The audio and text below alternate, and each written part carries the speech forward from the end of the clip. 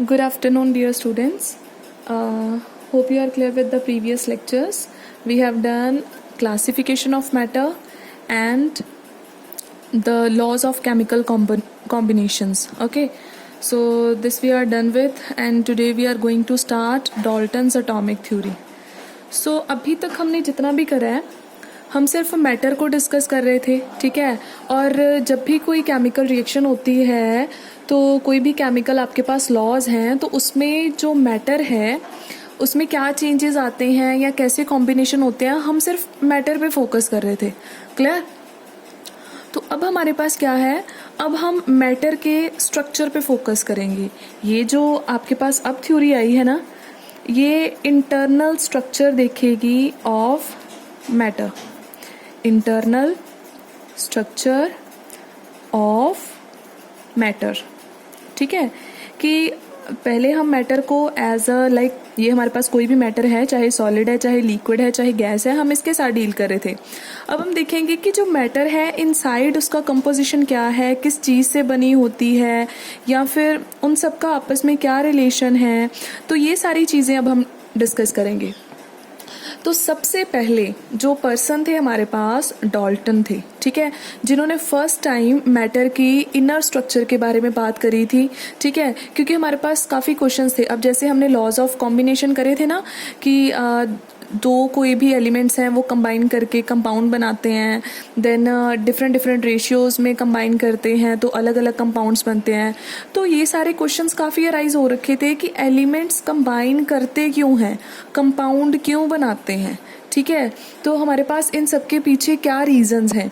तो ये सारे बहुत क्वेश्चन थे, तो उनके आंसर के लिए हमें मैटर की इंटरनल स्ट्रक्चर, उसके इनर स्ट्रक्चर के बारे में पता होना बहुत ज़रूरी था। तो फर्स्ट टाइम डाल्टन थे जिन्होंने एक थ्योरी दी जिसको हम डाल्टन्स एटॉमिक थ्योरी बोलते हैं। ठीक है, 19th सेंचुरी में ये आपके पास थ्योरी आई थी। उस टाइम फर्स्ट टाइम जो है वो एटम की बात हुई थी। ठीक है, कि एटम भी कोई चीज़ होती है, तो तब फर्स्ट टाइम डाल्टन ने इसके बारे में बात करी थी और कुछ ना पोस्टुलेट्स दिए थे अपनी थ्योरी में जिनको हमने ध्यान में रखना था। और वो पोस्टुलेट काफ़ी हेल्पफुल थे। वो जितने भी हमने लॉज ऑफ केमिकल कॉम्बिनेशन पढ़े हैं ना, उनको एक्सप्लेन करने में काफ़ी जो है वो हेल्पफुल थे। ठीक है, तो स्टार्ट करते हैं फिर। डाल्टन एटॉमिक थ्योरी थे। तो फर्स्ट पोस्टुलेट था इसका कि कोई भी मैटर है आपके पास, वो छोटे छोटे पार्टिकल्स से मिलकर बनी है, और इन पार्टिकल्स को हम क्या बोलते हैं, इन पार्टिकल्स को हम एटम्स बोलते हैं। ठीक है, फर्स्ट टाइम ये बात हमारे सामने आई कि मैटर भी फर्दर किसी चीज़ से बना है, कुछ बहुत ही स्मॉल साइज पार्टिकल्स से बना है, और उन पार्टिकल्स को हम एटम्स कहते हैं। सो फर्स्ट पोस्टुलेट क्या आ जाएगा, every matter is made up of small size particles known as atoms। Clear हो गया? सो मैटर जो है वो बहुत छोटे पार्टिकल से मिलकर बनी है जिनको हम एटम्स कहते हैं। तो इसका मतलब हर मैटर के बीच में क्या है, हमारे पास एटम्स हैं। क्लियर? अब दूसरी बात उन्होंने क्या बोली कि जब भी कोई केमिकल रिएक्शन होती है, कोई एक सॉलिड किसी लिक्विड के साथ रिएक्ट करता है या लिक्विड किसी गैशियस के साथ रिएक्ट करता है, कोई भी किसी भी टाइप का केमिकल रिएक्शन हो रहा है, तो उसमें जो सबसे स्मॉलेस्ट चीज़, जो सबसे स्मॉलेस्ट यूनिट पार्टिसिपेशन करती है वो एटम होता है। एक्चुअल में जब कोई दो मैटर आपस में रिएक्ट कर रहे होते हैं तो एक्चुअल में उनके एटम्स जो हैं वो आपस में रिएक्ट कर रहे होते हैं। ठीक है, so atom is the smallest unit that take part in chemical reaction. हर रिएक्शन में जो पार्टिसिपेशन है वो कौन करता है, आपके पास एटम करता है। एंड थर्ड जो स्टेटमेंट एटम को लेकर डाल्टन ने दी थी वो ये थी दैट एटम इज इनडिविजिबल। आप इसको कंबाइन करके इसमें भी लिख सकते थे that matter is made up of small size particles which are indivisible in nature and known as atoms. ठीक है, तो एटम जो है वो इंडिविजिबल है। इसका मतलब कि हर मैटर नो डाउट एटम से मिलकर बनी है, लेकिन वो फर्दर जो एटम है वो सबसे छोटी चीज़ है हमारे पास, उससे छोटी चीज़, उससे छोटा पार्टिकल हमारे पास है ही नहीं है। लेकिन आपको पता ना ये चीज़ गलत प्रूव हो गई थी। ये कब गलत प्रूव हुई? जब 20th सेंचुरी की स्टार्टिंग में जो आपके पास जे थॉमसन था, नील्स बोहर, रदरफोर्ड, इन्होंने बहुत सारे एक्सपेरिमेंट कैरिड आउट करे, है ना। और उसके बाद में हमारे पास रिजल्ट में आया था कि जो एटम है इवन उसका बहुत कॉम्प्लेक्स स्ट्रक्चर है और वो इलेक्ट्रॉन, प्रोटॉन, न्यूट्रॉन वगैरह से मिलकर बना हुआ है। तो हमारे पास और भी काफ़ी पार्टिकल्स हैं जो एटम से भी छोटे हैं, लेकिन उस टाइम पे जो कंसिडर करा गया था वो ये था कि हमारे पास सबसे छोटा जो पार्टिकल दुनिया में एग्जिस्ट करता है वो एटम है, और हर रिएक्शन में भी उसी का पार्टिसिपेशन होता है। क्लियर? यहाँ तक आपको क्लियर हो गया होगा। अब हम बात करते हैं कि कंपाउंड जब बनते हैं तब उसने क्या स्टेटमेंट दी, डाल्टन ने। देन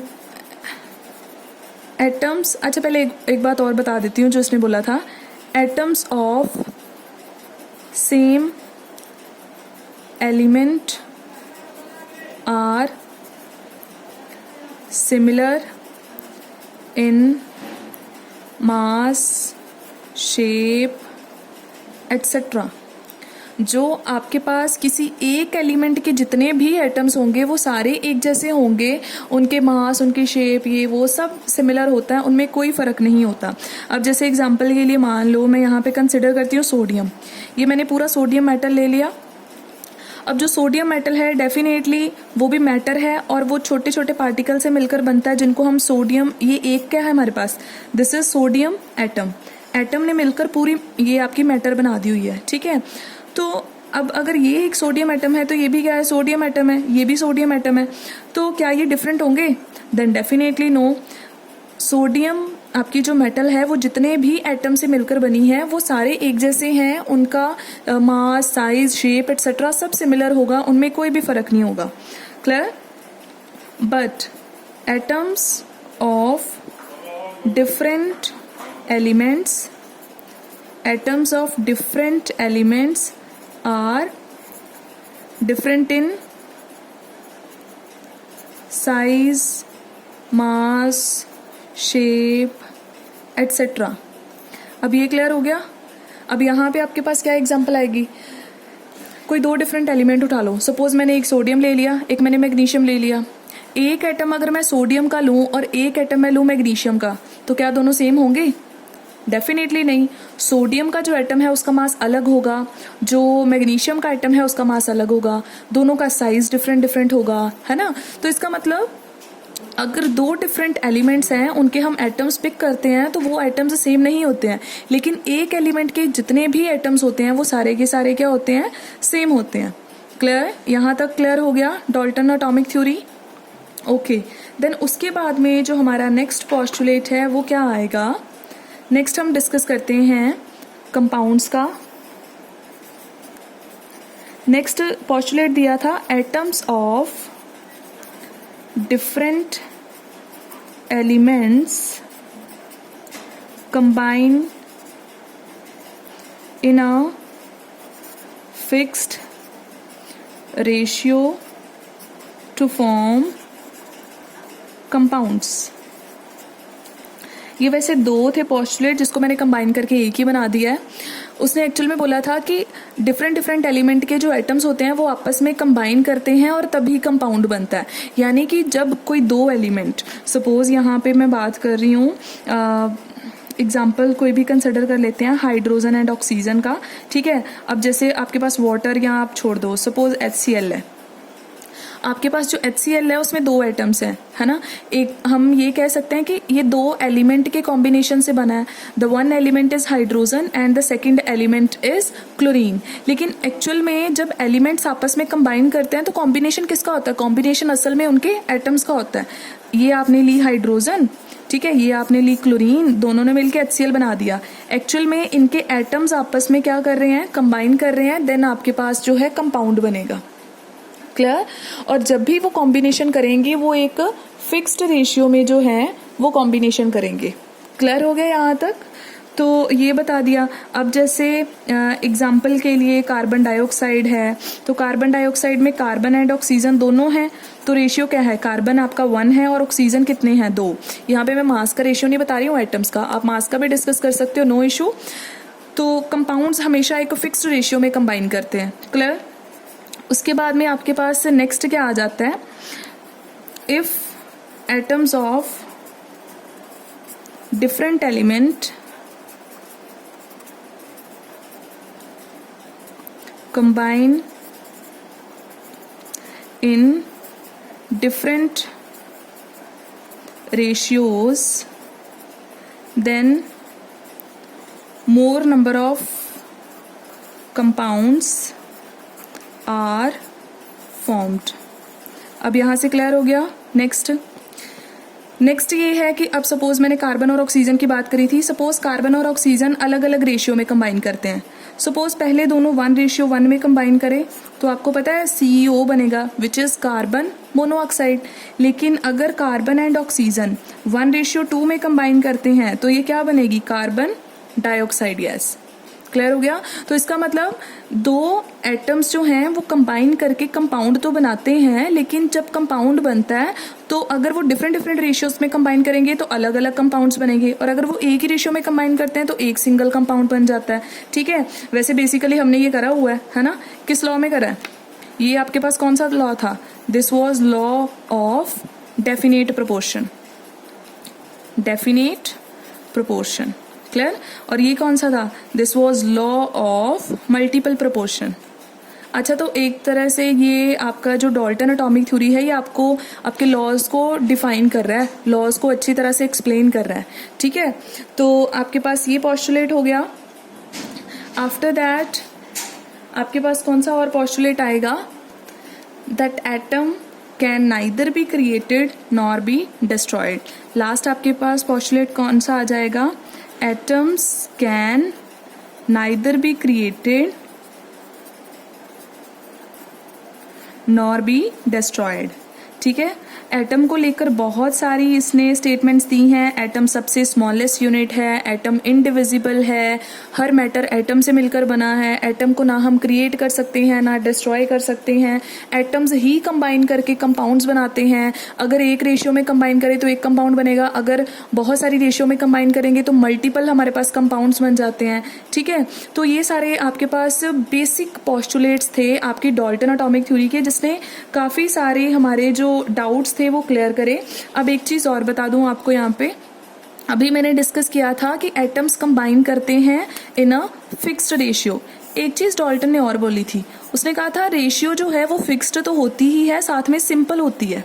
बिल्कुल सिंपल रेशियो में कंबाइन करेंगे, जैसे 1:2 हो गया, 1:3 हो गया, 2:3 हो गया, ऐसे करके बिल्कुल सिंपल रेशियो में कंबाइन करते हैं।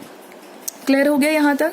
ठीक है, तो डाल्टन ने काफ़ी कुछ क्लैरिफाई कर दिया। तो इसका मतलब एडवांटेजेस आप अभी खुद कर लोगे। इसकी एडवांटेजेस क्या थी डाल्टन एटॉमिक थ्योरी की, बहुत सारे आपके डाउट क्लियर कर दिए इसने, जितने भी लॉज थे उनको क्लैरिफाई कर दिया। ठीक है, देन आफ्टर दैट लेकिन एक जो लॉ था आपका, लॉ ऑफ गैशियस वॉल्यूम, उसको एक्सप्लेन नहीं करा इसने अपने किसी भी पॉस्टुलेट में।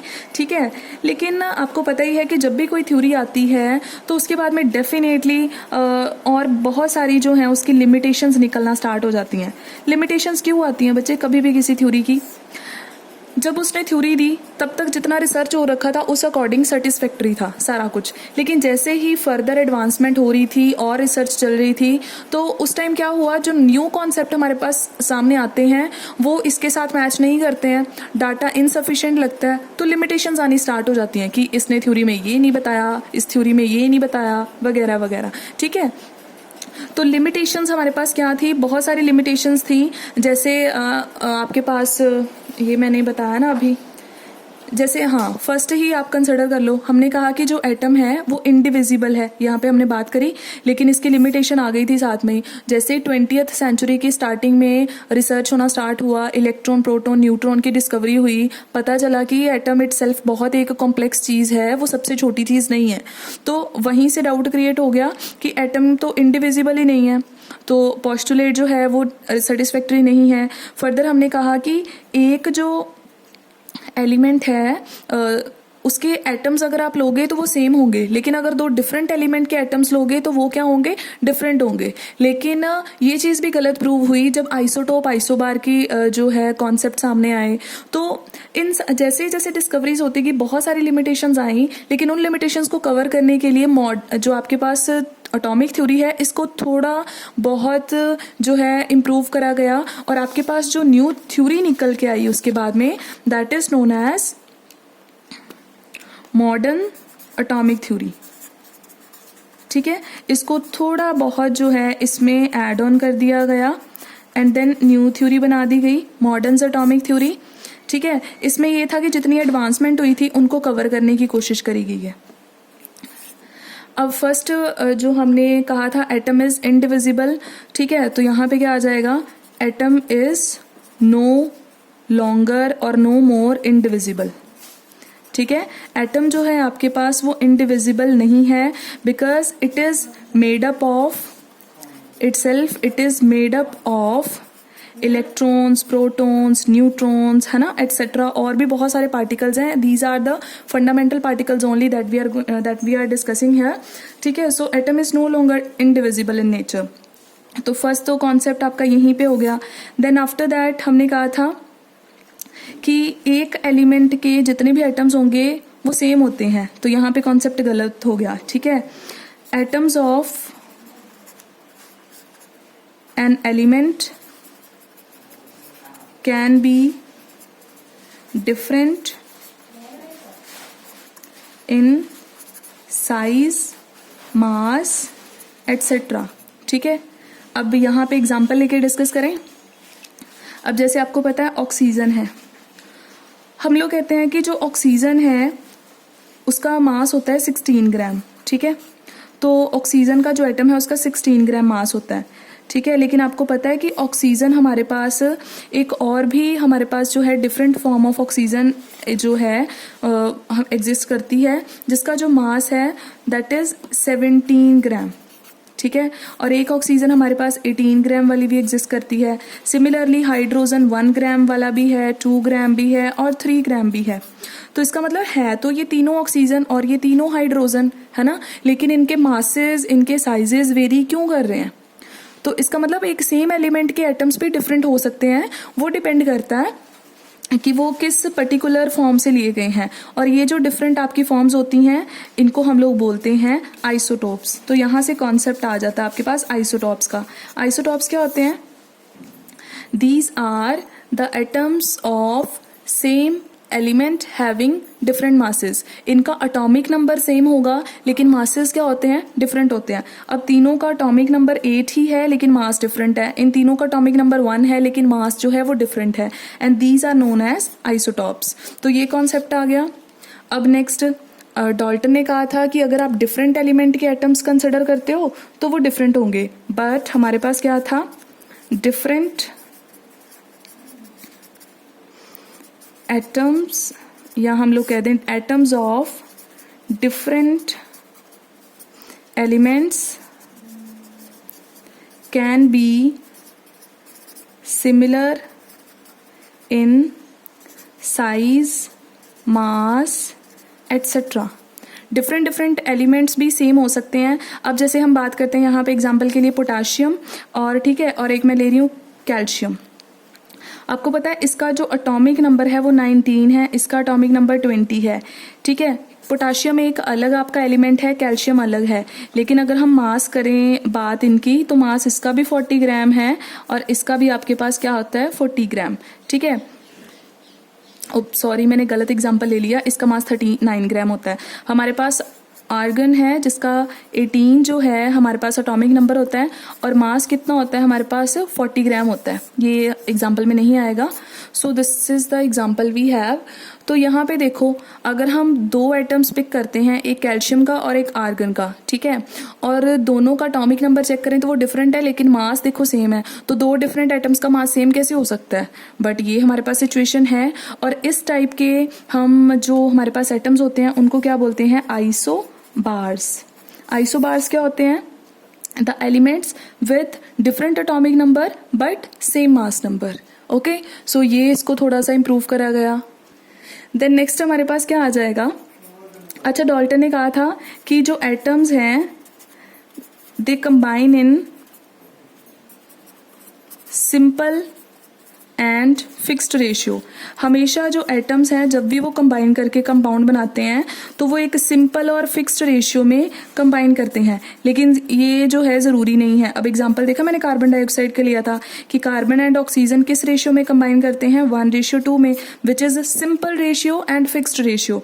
लेकिन सपोज मैं यहाँ पे अगर बात करती हूँ शुगर की, केन शुगर की, C12H22O11, यहाँ पे 3 एटम्स हैं, कार्बन, हाइड्रोजन, ऑक्सीजन। किस रेशियो में कंबाइन कर रहे हैं? 12:22:11। It is simple? No, it is not simple at all. So it means आपके पास जब भी एटम्स कंबाइन करेंगे कंपाउंड बनाने के लिए तो नो डाउट रेशियो फिक्स्ड होगी, नो डाउट रेशियो इंटीग्रल होगी, लेकिन जरूरी नहीं है कि वो रेशियो सिंपल हो। क्लियर हो गया यहाँ तक? ठीक है। और लास्ट जो है, अच्छा ये चीज़ उन्होंने भी कंसिडर कर ली कि एटम ही रिएक्शन में पार्टिसिपेट करता है, लेकिन एक चीज़ और रहेगी जो है atom is no more indestructible. ठीक है, हमने कहा था एटम को ना हम क्रिएट कर सकते हैं ना हम डिस्ट्रॉय कर सकते हैं। ठीक है, ऐसा कुछ भी नहीं हो सकता है। तो ये भी गलत हो गया। ये कहाँ पे जाके गलत होता है? ये गलत होता है जाके न्यूक्लियर रिएक्शंस में। बाकी रिएक्शंस में तो कोई दिक्कत नहीं है। आपको पता है न्यूक्लियर रिएक्शंस में हमारे पास अगर एक एटम है तो हम उसको दूसरे एटम में कन्वर्ट कर सकते हैं। इसका मतलब हम क्रिएट कर रहे हैं। अब जैसे एग्जाम्पल के लिए नाइट्रोजन है, न्यूक्लियर रिएक्शंस में हम लोग क्या करते हैं, नाइट्रोजन का एक एटम लिया, उस पर अल्फा रेस को स्ट्राइक करा और वो ऑक्सीजन में कन्वर्ट हो गया। तो इसका मतलब हमने नाइट्रोजन का जो एटम है उसको ऑक्सीजन एटम में कन्वर्ट कर दिया। और ये भी हमने पढ़ा है कि न्यूक्लियर रिएक्शन में जो मास है वो किस में कन्वर्ट हो जाता है? एनर्जी में कन्वर्ट हो जाता है। तो इसका मतलब ये नहीं है कि एटम इंडेस्ट्रक्टिबल है, उसको जो है हम इधर उधर कन्वर्जन कर सकते हैं। और इस पार्ट को हम लोग बेटा बोलते हैं transmutation. What is transmutation? Transmutation means the conversion of one atom into another one. Clear हो गया? तो यहाँ तक आपका सारा ओवरऑल मैं कवर कर रही हूँ कि डाल्टन की एटॉमिक थ्योरी आई थी, उसने क्या चीज़ें बताई और कैसे उसने हमें हेल्प करा, एंड देन क्या लिमिटेशन निकली और उन लिमिटेशंस को कैसे कवर अप किया गया by the next theory which is modern Dalton atomic theory, या फिर हम उसको मॉडिफाइड थ्योरी भी बोल सकते हैं। ठीक है, क्लियर है यहाँ तक? Okay, so this is all about it. Bye bye, thank you.